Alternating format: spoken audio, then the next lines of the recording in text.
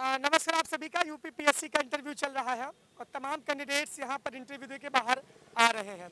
सबका सपना होता है कि यूपीएससी और यूपीपीएससी क्वालिफाई करने का, इंटरव्यू तक पहुँचना भी बहुत बड़ी बात होती है। तो हमारे साथ मैम जुड़ी हुई हैं। मैम बड़ी खुश भी नज़र आ रही है, इसका मतलब आपका इंटरव्यू शानदार रहा होगा। मैम आपका नाम जानना चाहेंगे और आपका एजुकेशनल का बैकग्राउंड जानना चाहेंगे। मेरा नाम शैवी दुबे है और मैंने एजुकेशन में BSc and then MSc math से किया है। मैं भी दुबेदी हूँ। अच्छा मैम, कौन सा ये अटेम्प्ट है मतलब? Second attempt and second interview. अच्छा, इसके पहले भी शायद आपने इंटरव्यू दिया, अभी आपके पिताजी से बात भी हो रही थी। अच्छा, जैसे मतलब कि इंटरव्यू के बाद सिलेक्शन ना होने के बाद एक तरीके से मोरल बहुत डाउन होता है, और उस समय आपका मतलब क्या मोटिवेशन रहता है, किस तरीके से अपने आप को आप तैयार किए और फिर से उसी जर्नी पे आपने फिर कदम रखा और यहाँ इंटरव्यू तक आप पहुँची? देखिए, मैंने हमेशा से एक चीज़ को माना है कि कर्म करना आपके हाथ में होता है, फल आपके हाथ में नहीं होता है।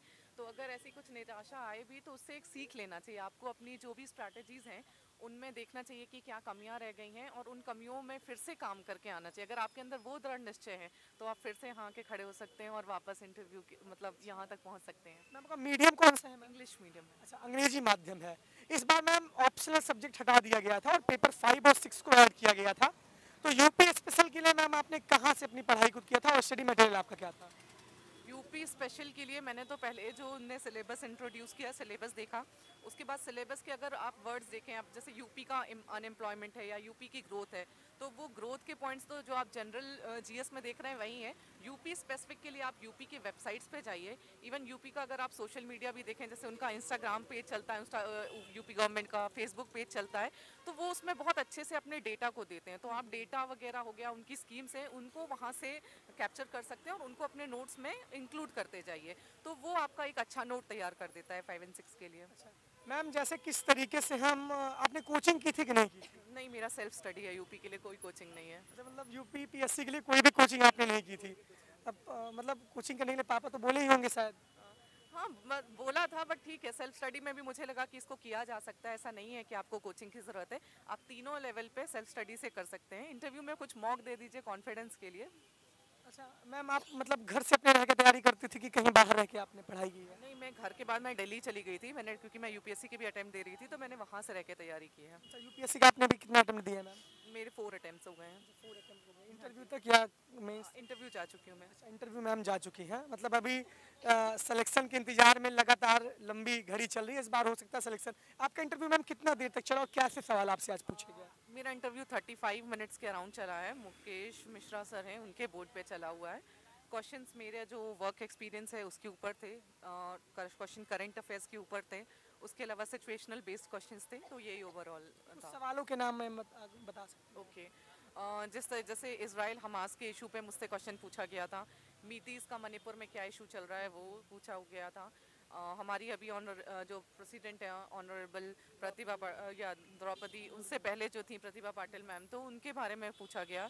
उसके अलावा जो जो केस स्टडी थी वो मेरे वर्क एक्सपीरियंस से थी कि जैसे मैं फाइनेंशियल एनालिस्ट रहूँ, तो मैं फाइनेंशियल एनालिस्ट की तरह साइबर क्राइम कैसे जोड़ूंगी। तो फिर साइबर क्राइम में भी काफ़ी सारे क्वेश्चंस हो गए थे कि आप कैसे उसके लिए जागरूकता फैलाएंगी, इस तरीके के क्वेश्चंस थे। अच्छा मैम, जैसे कि शुरुआती तैयारी के लिए एनसीईआरटी का बहुत बड़ा रोल सब बोलते हैं कि एनसीईआरटी जब तक नहीं पढ़ेंगे तब तक कुछ भी नहीं हो सकता है।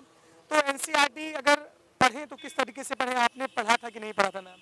मैंने स्टार्टिंग में एनसीईआरटी पढ़ी थी, बिकॉज आपका स्कूल से टच चला जाता है और एक बेस आपका क्लियर करने के लिए मुझे लगता है कि एनसीईआरटी अच्छा सोर्स है। उसको आप पढ़िए, आपको जो उसमें से लग रहा है कि ये चीज़ मुझे नहीं पता, उसे हाईलाइट कर लीजिए एंड हाईलाइट करके उनके नोट्स बना लीजिए। तो वो आपका एक फर्स्ट सोर्स ऑफ, आप कह सकते हैं कि एक फर्स्ट सोर्स की तरह काम करता है इस प्रिपरेशन में। मैम हम हाईलाइट करने जाते हैं तो पूरा पेज ही हाईलाइट हो जाता है, क्योंकि सब इंपॉर्टेंट लगने लगते हैं। जैसे जो नए बच्चे हैं, अभी क्लास 9th के एनसीईआरटी उठा लिए, पहला पेज पढ़ रहे हैं तो सब एक तरफ से इंपॉर्टेंट लगता है, पूरा पेज रंग जाता है मैम। तो उसमें कैसा निचोड़ निकालें और कितनी रीडिंग करें? क्योंकि पहली बार रीडिंग करते हैं समझ ही नहीं आता कि खत्म हो जा रहा है पेज, पीछे पढ़ते कुछ दिमाग में आता ही नहीं मैम। तो कितनी रीडिंग करनी चाहिए? एनसीईआरटी के साथ नोट्स बनानी चाहिए कि नहीं बनानी चाहिए, और क्या करें मैम उसके लिए? देखिए मैंने तो शुरू से नोट मेकिंग में बहुत रिलाई किया है, और अगर फर्स्ट रीडिंग आप किसी भी बुक की लेंगे तो आप उसमें पूरा ही अंडरलाइन करते जाएंगे, क्योंकि आपकी नॉलेज बेस वहाँ पे होती नहीं है। मेरे हिसाब से फर्स्ट रीडिंग आपको इन जनरल देनी चाहिए, और आपको PYQs हमेशा अपने पास रखना चाहिए, जिसमें आपने जो भी चीज़ पढ़ी है उससे आप एक बार PYQ से एनालाइज कीजिए कि क्या क्वेश्चंस आते हैं। उस बेसिस में आपको समझ में आएगा कि क्या वहाँ पे एक्चुअल इंपॉर्टेंट है, और फिर उसको आप सेकेंड रीडिंग में अपनी हाईलाइट करिए। और नोट्स बनाने का एक ये बेनिफिट हो जाता है कि अगर जैसे एग्जाम आ रहा है, लास्ट मिनट में आपको बोला जाए 300 पेज की बुक रिवाइज करना है, और आपसे बोला जाए 30 पेज के अपने नोट्स रिवाइज करना है, तो नोट्स आप 2 बार रिवाइज कर ले जाएंगे बट बुक नहीं हो सकती। तो मुझे इस बेसिस में लगता है कि नोट्स बनाना एक अच्छी स्ट्रैटेजी होती है। मैम आप न्यूज़पेपर की रीडिंग करती थी? हाँ जी। कहाँ से मैम? द हिंदू है, PDF मिल जाते हैं आजकल, तो PDF से ही उसको देखती थी। अच्छा, मैगजीन्स का भी बहुत रोल मानती है कि नहीं मानती? मैगजीन्स अगर देखिए योजना कुरुक्षेत्र लोग पढ़ते हैं, बट अगर देखा जाए तो PIB में भी आजकल सारी स्कीम्स का क्रक्स दे देता है। आपको बहुत ज़्यादा ऐसा नहीं है कि मास्टरी करना है हर चीज़ में, आपको एक जनरल इन्फॉर्मेशन होनी चाहिए। तो उसके लिए जो current affairs, daily current affairs काफ़ी सारे कोचिंग इंस्टीट्यूट्स वगैरह भी प्रोवाइड करते हैं, आप उनको भी देख लें तो वो सफिशिएंट है। अच्छा मैम, स्टैंडर्ड बुक आपने क्या क्या फॉलो की थी? मतलब हिस्ट्री के लिए कौन सी बुक, पॉलिटी के लिए, ज्योग्राफी के लिए इकोनॉमी एंड साइंस? एंशियंट और मिडिवल हिस्ट्री के लिए NCERT, देन मॉडर्न हिस्ट्री के लिए स्पेक्ट्रम, पॉलिटी के लिए लक्ष्मीकांत ही पढ़ी हुई है, ज्योग्राफी के लिए मैंने 6 से 12 तक की पूरी NCERTs की हुई हैं, इकोनॉमिक्स के लिए मैंने मृणाल सर के नोट्स हैं उनको रेफ़र किया हुआ है, और साइंस एंड टेक वाला पोर्शन जो है वो मोस्टली करंट अफेयर से होता है। Science and tech in IR जो है वो करंट अफेयर्स ही आ जाता है। इसके अलावा एनवायरनमेंट जो है वो शंकर IS की एक बुक आती है, मैंने उससे पढ़ा हुआ है। मतलब किताबें अगर इतना ये फॉलो। मैम 17 मार्च को प्रीलिम्स है, तो प्रीलिम्स के लिए बच्चों के लिए क्या आप गुरु मंत्र देना चाहेंगे कि मतलब क्या करें 2 महीने में कि शॉर्टकट रास्ता अपनाएं? देखिए शॉर्टकट किसी चीज़ का नहीं होता, आपकी हार्ड वर्क ही होता है। हार्ड वर्क का वे आपको ऐसा चुन सकते हैं कि वो स्मार्ट वर्क हो सकता है, शॉर्टकट नहीं हो सकता। तो उसके लिए मुझे लगता है आपको यही करना चाहिए कि आप पूर्वलोकन ले लीजिए, पूर्वलोकन बिकॉज उसमें PYQ सारे होते हैं। हाँ, उसको लीजिए, और अगर आप उसके भी नोट्स बना सकते हैं, जैसे मैंने बनाए थे, क्योंकि उसमें क्वेश्चंस रिपीट होते हैं, आप उसके नोट्स बना लीजिए, उसको बार बार देखिए। पिछले साल से पेपर का पैटर्न भी थोड़ा सा चेंज हुआ है, एनालाइज करिए कि किस तरीके से आप एलिमिनेशन वगैरह कर सकते हैं। और रिवीजन इज द की, आप बहुत ज़्यादा सोर्सेस बढ़ाने की जगह जितने आपके सोर्सेस कन्फाइंड हैं उन्हीं को बार बार पढ़िए, और उस बेसिस में मुझे लगता है कि आप कर सकते हैं। मैम आपने बोला आप घटना चक्र नोट्स बनाती थी, तो मैम घटना चक्र का नोट्स कैसे बनाए? मतलब देखिए सबसे पहले तो आप उसको 1 या 2 बार पढ़िए, उसके बाद आपको आंसर्स हो जाते हैं। जो चीज़ आपको नहीं बन रही है उसमें, उसको आप क्वेश्चन आंसर के फॉर्मेट में लिख दीजिए, और एक्सप्लेनेशन में भी आपको कुछ नई इन्फॉर्मेशन मिल रही है, उसको आप पॉइंटर्स के फॉर्मेट में ले लीजिए। तो आखिरी में आपके पास कुछ 30-40 पेज ऐसे होंगे जो आपकी नॉलेज के अननोन नॉलेज वाले पॉइंट्स होंगे। फिर उन्हीं पॉइंट्स को अगर आप बार बार पढ़ते जाएंगे तो आपको मास्टरी हो जाएगी उसमें, और जब क्वेश्चन आएगा तो जो चीज़, क्योंकि जो चीज़ आपकी गेन्ड नॉलेज में है वो आप नहीं भूलते, जो नहीं पता होता है उसी में दिक्कत होती है। तो वो आप उस चीज़ से मुझे लगता है कि आप कैप्चर कर लेते हैं उस प्रॉब्लम को। आपका इंटरव्यू 35 मिनट तक चला है, पिछली बार कितना मिनट तक लगभग चला था? पिछली बार भी अराउंड 25 या 30 मिनट त्रिपाठी सर का बोर्ड था, 25 मिनट्स तो इस था। बार बोर्ड भी चेंज है और मैम का इंटरव्यू का टाइम भी बढ़ा है।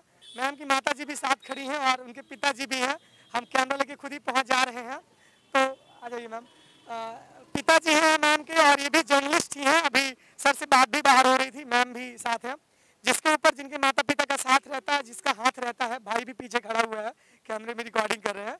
ये बहुत सौभाग्यशाली होते हैं कि माँ बाप का जिसको साथ मिलता है, और माँ का प्यार तो सबसे बड़ी बात होती है।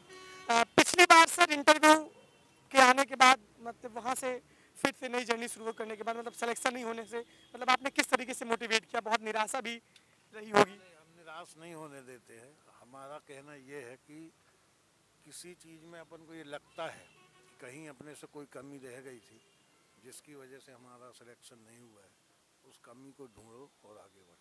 अच्छा, मतलब ये सभी अभिभावकों के लिए है कि कभी भी निराश नहीं होना है। अगर आपके बच्चे बहुत अच्छी तरीके से मेहनत कर रहे हैं तो सफलता एक ना एक दिन जरूर ही मिलेगी, और जब कुछ बड़ा होना होता है ना तो फिर भगवान बहुत परीक्षाएं लेता है। आप माता जी हैं, तो कभी डांट वाट लगाती हैं कि पढ़ाई वढ़ाई के लिए नहीं लगाती हैं? नहीं, कभी नहीं लगाए, अपने मन से ही पढ़ती थी। अच्छा मैम आपसे पूछना चाहेंगे कि मम्मी और पापा में सबसे ज़्यादा आपको सपोर्ट कौन किया? एक का नाम लीजिएगा क्योंकि दो का नाम नहीं, मतलब कौन, मुझे मतलब ऐसा लगता है कि एक का सपोर्ट से मतलब एक का सपोर्ट मुझे प्रोग्रेसिव लाइफ दे ही नहीं सकता, दोनों का सपोर्ट होता है अपना। अगर पापा आपको एक्सटर्नल सपोर्ट दे रहे हैं तो मम्मी आपको इंटरनल सपोर्ट दे रही हैं, और दोनों ही सपोर्ट ज़रूरी होता है जब आप इतनी प्रोलॉन्ग जर्नी की तरफ हैं। तो वो दोनों का सपोर्ट है जिसकी वजह से मैं यहाँ हूँ। सपना तो है, मतलब इस बार एसडीएम मैम बन जाए यही उम्मीद हम भी करते हैं सर। और एक मैसेज कुछ अभिभावकों के लिए आप देना चाहेंगी जो भी घर पे माता जी पिताजी रहते हैं, अभिभावकों के लिए कोई मैसेज अगर आप देना चाहेंगे कि अपने बच्चों का वो किस तरीके से सपोर्ट करें? बच्चों के लिए जहाँ तक मेरी सोच है कि बच्चों को उनके हिसाब से ही अपन को सपोर्ट करना चाहिए। अपन एक सपोर्टिंग हो सकते हैं, कई बार बहुत सी पेरेंट्स टार्चर करते हैं। मेरा ऐसा मानना है कि टार्चर करने से उपलब्धि नहीं मिलती है, बजाय उनकी उस लाइन पे अपन क्या सपोर्ट कर सकते हैं उनको सपोर्ट करो। उनको अच्छा बुरा भी बताइए आप कि आपकी लाइफ में क्या अच्छा है क्या बुरा है। मेरे ख्याल से इतने मैच्योर हो जाते हैं बच्चे कि वो अपना अच्छा बुरा समझने लगते हैं। तो अच्छी दिशा में भी बच्चे जा रहे हैं, तो सिर्फ अपन सपोर्ट में उनके खड़े हों, तो मेरे ख्याल से यही बेस्ट है। अच्छा लास्ट सवाल मैम, जाते जाते सिलेक्शन के बाद पहली सैलरी पे क्या गिफ्ट करना चाहेंगे अपने पेरेंट्स को? वो मैं भी डिस्क्लोज करना पसंद नहीं करूंगी, मेरे अपने एक एस्पिरेशंस हैं, बट हाँ मेरी पहली सैलरी में जो हक है वो मेरे पेरेंट्स का ही होगा, यही बोल सकती हूँ। चलिए बहुत बहुत धन्यवाद। उम्मीद करते हैं कि आपको ये वीडियो बहुत शानदार लगा होगा और आपने देखा भी होगा। अपने मम्मी पापा को भी दिखाइए और शुभकामनाएं दीजिए। आपकी शुभकामनाएं सिलेक्शन में बूस्टर डोज का काम करेंगी, क्योंकि दवा से ज़्यादा कभी कभी दुआ भी आपकी लगती है। बहुत बहुत धन्यवाद, बहुत बहुत आभार, थैंक यू।